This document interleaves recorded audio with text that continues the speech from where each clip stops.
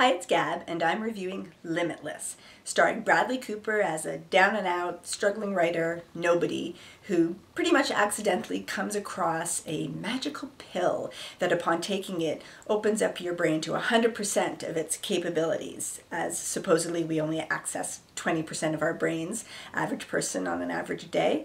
Even less on YouTube.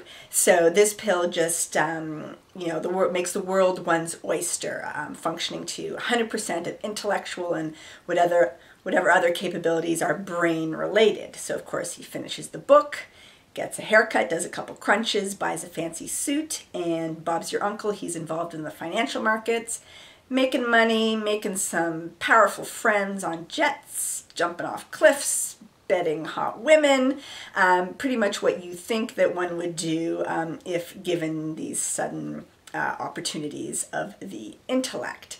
But then it doesn't really go any farther than that. You have the scenes of racing the Maserati, suit shopping, partying, and then he's at a desk job in the financial in the markets world, and he doesn't even get a new apartment for half the movie. So very quickly he sort of, either the character or obviously the story, limits this world of what this character decides to do with this accidental ability. Now he has to keep taking the pills, obviously, to maintain this situation. He's enjoying it. He wants to self-actualize, as any of us would.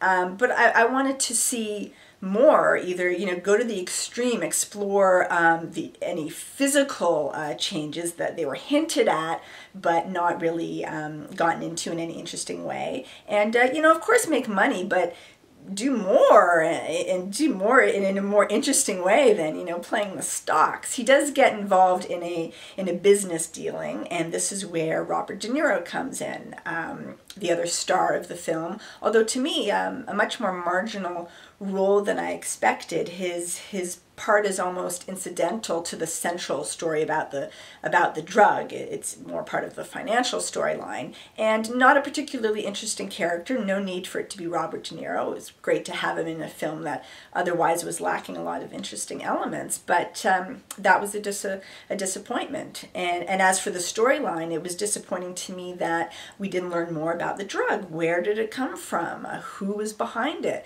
I thought Bradley Cooper's character was maybe going to be sort of a pawn in a larger sort of conspiracy type story, but that really wasn't the case. He just sort of stumbled into it, and we never really learned more about it. Some shady characters are involved sort of after him in the shadows, but for very sort of simplistic reasons, I thought that the sort of nefarious part of the plot could have been much more interesting. And as I said, also what this character's experience could have been a lot more interesting too. Either go extreme with it and just wacky, use, it's based on a book, but use the visual medium to just really go nuts with it, and stars like Bradley Cooper and Robert De Niro.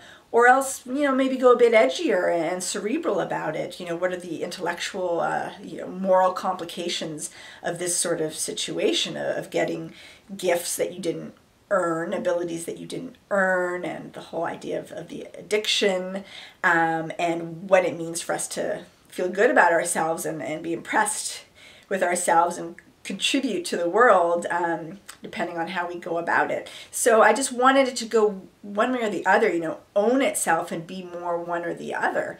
I kept thinking, I'd rather read the book. The film aspect of it, there were some visual elements that were used to represent what was going on in his brain, zooming in on his piercing blue eyes, and words and numbers rising off the page and that sort of thing.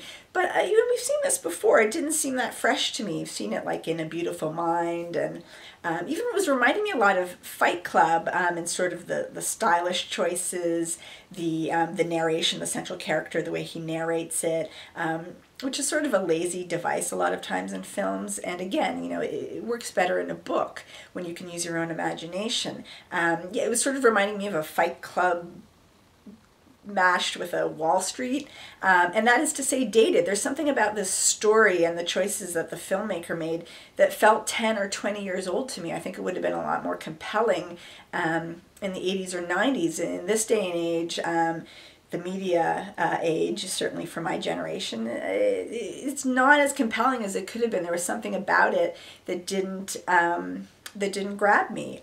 So I can't recommend Limitless. It had its limitations, and I would give it only a 3 out of 5 gabs. But thanks for watching.